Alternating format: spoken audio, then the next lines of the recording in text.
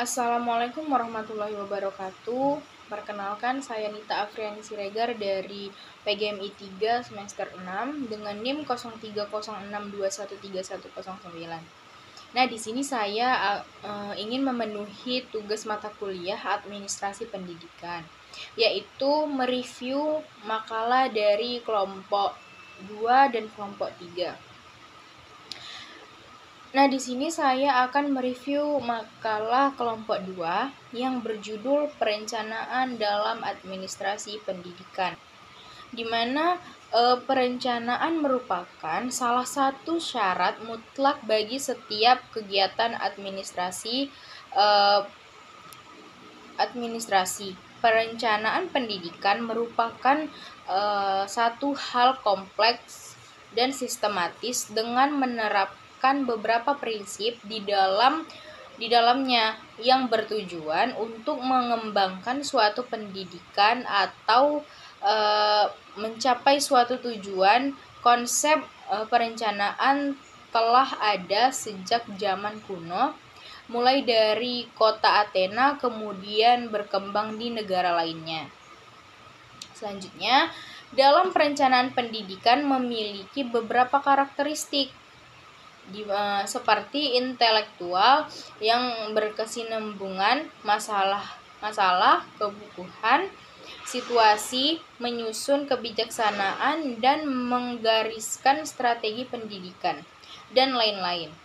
Sedangkan prinsip antara lain interdisipliner, objektif fleksibel, komprehensif, dan lain-lain.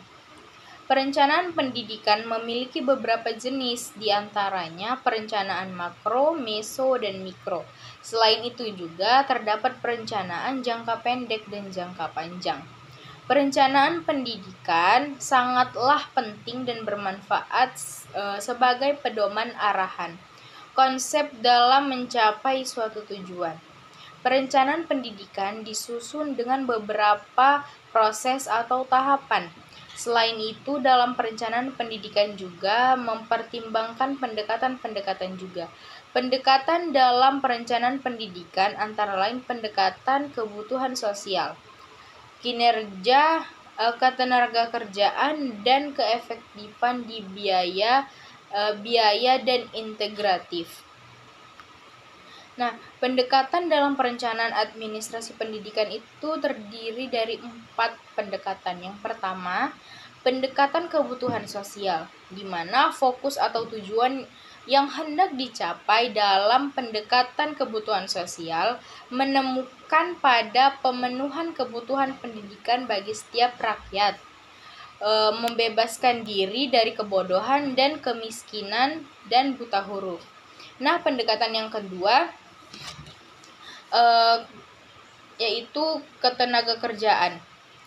Perencanaan pendidikan yang menggunakan pendekatan atau lebih menguatkan keterkaitan antara output atau lulusan layanan pendidikan di setiap satuan pendidikan dengan tuntunan dan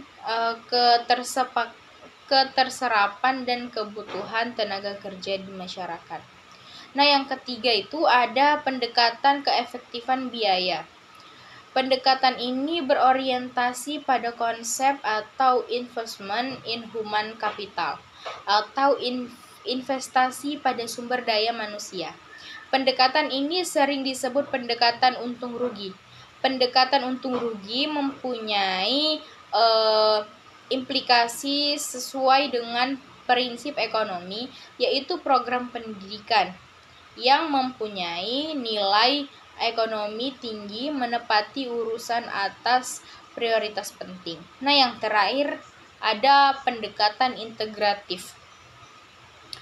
Perencanaan pendidikan yang menggunakan pendekatan integrasi atau terpadu dianggap sebagai pendekatan yang lebih lengkap dan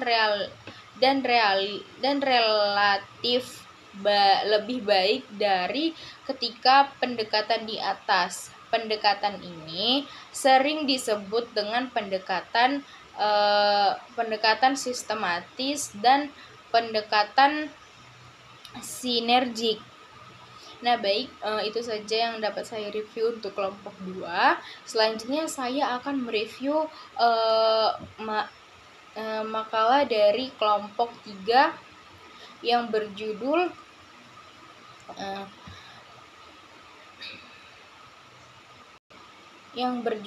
Pengorganisasian Administrasi Pendidikan. Nah, di mana organisasi diartikan sebagai kumpulan orang dengan sistem kerja sama untuk mencapai tujuan bersama. Dalam sistem kerjasama secara jelas diatur siapa menjalankan apa, siapa bertanggung jawab, bertanggung jawab atas siapa, harus komunikasi dan memfokuskan sumber daya pada tujuan. Ada beberapa langkah sebagai prosedur pengorganisasian, yaitu tahapan pertama yang harus dilakukan dalam merinci pekerjaan adalah menentukan tugas-tugas apa yang harus dilakukan untuk mencapai tujuan organisasi. Tahap yang kedua, membagi seluruh beban kerja menjadi kegiatan-kegiatan yang dapat dilakukan oleh perseorangan atau per kelompok. Lalu tahapan yang ketiga, menggabungkan pekerjaan para anggota dengan cara rasional dan efisien. Lalu tahapan yang keempat, menetapkan mekanisme kerja untuk mengkoordinasikan pekerjaan dalam suatu kesatuan yang harmonis. Tahapan yang kelima, melakukan monitoring dan mengambil langkah-langkah menyesuaikan untuk mempertahankan dan meningkatkan efektivitas. Selanjutnya, ada beberapa jenis organisasi, yaitu organisasi formal dan organisasi informal. Dan ada juga beberapa manfaat organisasi sebagai berikut. Yang pertama itu ada pencapai tujuan, mampu mengubah kehidupan individu dan kelompok dalam organisasi. Organisasi dapat mempengaruhi kriteria organisasi. Organisasi dapat melahirkan ilmu pengetahuan dan memiliki karakteristik tertentu. Ada beberapa tujuan pengorganisasian, yaitu membantu mengkoordinasi, memperlancar pengawasan, memaksimalkan manfaat spesialisasi dan penghematan biaya, meningkatkan kerukunan hubungan antar manusia.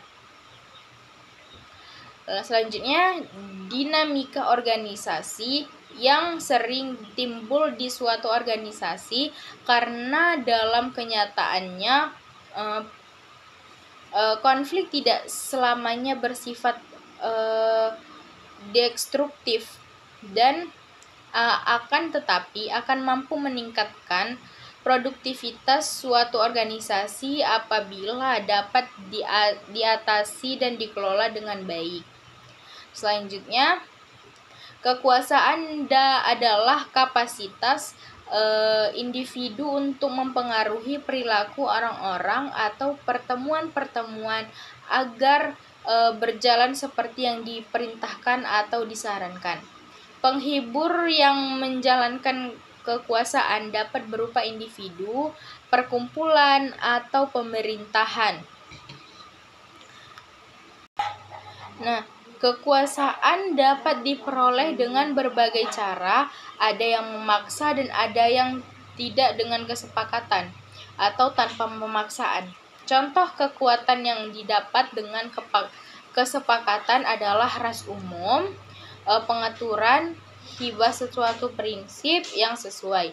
Sedangkan kekuasaan diperoleh melalui kekejaman atau tekanan, misalnya kerusuhan yang terjadi di Myanmar melalui pembincangan tipu muslihat yang dilakukan oleh Partai Asosiasi Pemerintahan Mayoritas atau NLD yang dimotori oleh Aung San Suu Kyi. Taktik yang dimotori oleh Min Aung Hlaing mulai dikuasai sejak 1 Februari 2021. Dari model ini jelas kekuasaan dihubungkan dengan individu untuk perkumpulan yang mengatur dengan orang-orang yang diwakili. Kekuasaan terjadi suatu yang dirampas dan harus dilindungi. Orang-orang yang berkuasa akan mengatur orang-orang yang tidak berkuasa. Dengan demikian orang-orang bekerja sebagai subjek, objek, dan kekuatan.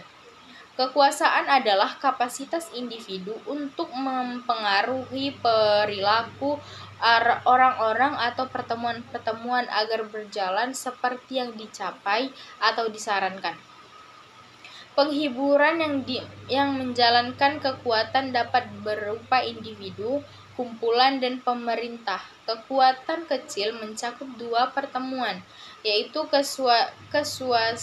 kekuasaan juga memiliki hubungan dengan pengaruh atau kemampuan untuk membujuk orang lain melalui motivasi yang kuat untuk mencapai suatu pengendalian. Dampak yang tidak dipahami oleh orang lain untuk memuaskan keinginan pemegang kekuasaan.